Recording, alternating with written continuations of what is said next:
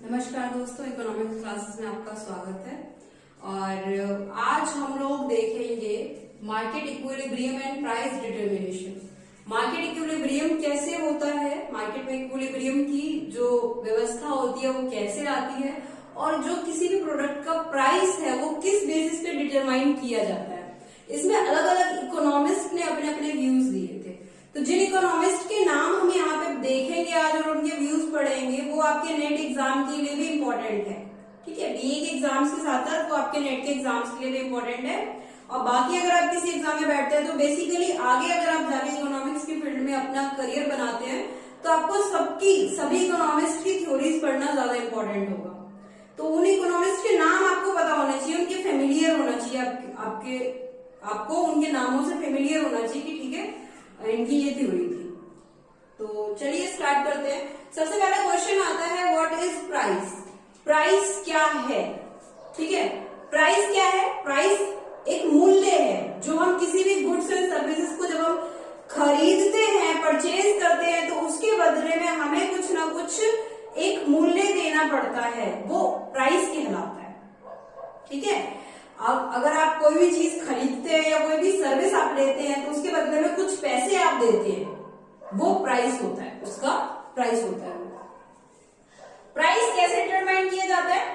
तो रिकार्डो ने कहा था, जो इकोनॉमिस्ट रिकार्डो थे, उन्होंने कहा था कॉस्ट ऑफ प्रोडक्शन, यानी कि सप्लाई के बेसिस पे प्राइस जो है वो डिटरमाइन किया जाता है। प्राइस डिटर्मिनेशन कैसे होता है? कॉस्ट ऑफ प्रोडक्शन, यानी कि प्रोडक्शन में कितना पैसा खर्च हुआ है उसके बेसिस पे, सप्लाई के बेसिस पे प्राइस जो है वो डिटरमाइन किया जाता है।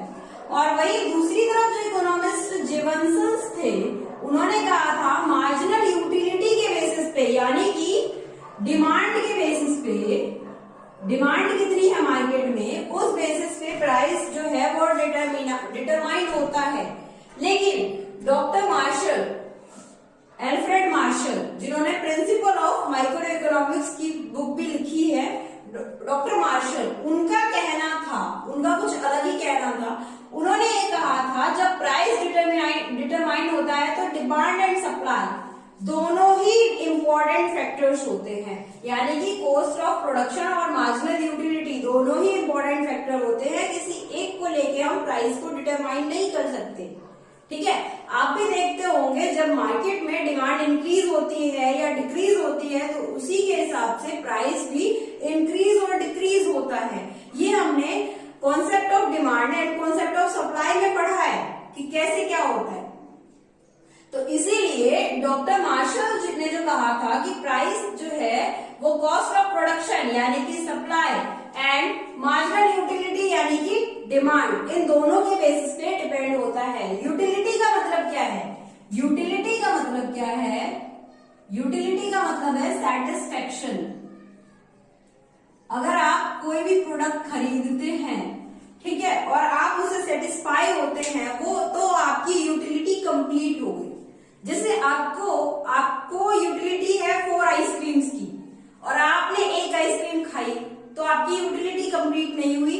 अगर आपको 4 आइसक्रीम मिल गई तो आपकी यूटिलिटी जो है वो सेटिस्फाई हो गई। तो यूटिलिटी का मतलब होता है सेटिस्फेक्शन। तो यूटिलिटी, मार्जिनल यूटिलिटी को इसीलिए डिमांड के टर्म में भी हम कह सकते हैं कि डिमांड मतलब हमें चाहिए, हमारी जरूरत है, हमारी नीड है, हमारी यूटिलिटी है। और उसके बाद निकोलसन जो इकोनॉमिस्ट थे, उन्होंने क्या कहा, इक्विलिब्रियम प्राइस का डेफिनेशन क्या दिया उन्होंने, कि जब मार्केट में डिमांड और सप्लाई दोनों इक्वल हो, जितनी डिमांड हो और उतना ही सप्लाई हो, तब मार्केट में जाके इक्विलिब्रियम स्टेट बनता है। ठीक है, मार्केट में इक्विलिब्रियम कब आता है? जब डिमांड एंड सप्लाई यानी कि demand is equal to supply की स्टेट जब बनती है, तब मार्केट में इक्विलिब्रियम आता है। ठीक है, तो अब इसको एक एग्जांपल के थ्रू हम समझते हैं। क्वांटिटी सप्लाइड कितनी है? क्वांटिटी सप्लाई की गई है 50, 40, 30, 20 और 10, और प्राइस है 5, 4, 3, 2, 1। लेकिन डिमांड क्या है? डिमांड है जब 10 थी, तो मार्केट में कितना बच गया, 40 बच गया, यानी कि 40 क्या है, सरप्लस है। जब 40 सप्लाई थी तो डिमांड 20 थी, तो 20 सरप्लस है, मार्केट में 20 सरप्लस है, यानी कि 20 का एक्स्ट्रा है सामान। और जब 30 सप्लाई थी और 30 ही डिमांड थी, तो ये कंडीशन आ गई इक्विलिब्रियम की, ये कंडीशन आ गई इक्विलिब्रियम की। जब सप्लाई 20 थी और डिमांड 40 हुई, तो मार्केट में आ गई शॉर्टेज। जैसे कभी कभी जब शॉर्टेज होती है तो मार्केट में प्राइस जो है वो इंक्रीज हो जाता है। जिस चीज की शॉर्टेज होती है, अभी मार्केट में मस्टर्ड की शॉर्टेज है, तो मस्टर्ड का प्राइस आप देखेंगे बहुत ही ज्यादा इंक्रीज हो रहा है, ठीक है। और अगर सप्लाई 10 है और डिमांड 50 है, तो मार्केट में 40 की शॉर्टेज होगी। तो इस कंडीशन में प्राइस पे जो प्रेशर पड़ेगा वो कर्व किस तरीके से जाएगा, ये डाउनवर्ड स्लोपिंग में जाएगा कर्व, और जब इक्विलिब्रियम होगा तो न्यूट्रल होगा, और जब शॉर्टेज होगी तो अपवर्ड स्लोपिंग में होगा। इसी को हम इस डायग्राम में समझ सकते हैं, इस फिगर में देखते हैं कि जब मार्केट में शॉर्टेज थी, जब शॉर्टेज थी तो कर्व कहां जा रहा था, अपवर्ड स्लोपिंग, ठीक है, यहां से भी ऊपर जा रहा है, यहां से भी ऊपर जा रहा है। जब सरप्लस हुआ तो कर्व कहां जा रहा है, डाउनवर्ड स्लोपिंग, यहां से भी नीचे, यहां से भी नीचे। And at equilibrium point, at the point of 30, this point is in equilibrium, so we can say that market is in equilibrium state, ठीक है। तो यहाँ पे हम लोग कह सकते हैं कि जितना डिमांड है उतनी ही सप्लाई है, इसलिए मार्केट जो है अभी इक्विलिब्रियम कंडीशन में है। तो ये बहुत ही इंपॉर्टेंट टॉपिक है, ये फिगर और ये जो टेबल है ये आपके एग्जाम में आ सकता है। ये बहुत इंपॉर्टेंट टॉपिक है कि मार्केट इक्विलिब्रियम स्टेट में कब जाती है, तो बहुत ही इजी है इसको समझना। और जब भी आप लिखें, एग्जाम में आंसर लिखें, तो आप एग्जाम्पल के साथ लिखें और विद फिगर लिखें, और फिगर को एक्सप्लेन जरूर करें, तो आपको अच्छे मार्क्स मिलेंगे, ठीक है। अगर आप वैसे ही आंसर लिख देंगे जो आपने समझा है और उसका कुछ एग्जाम्पल नहीं देंगे, तो फिर आपके मार्क्स उसमें कट सकते हैं।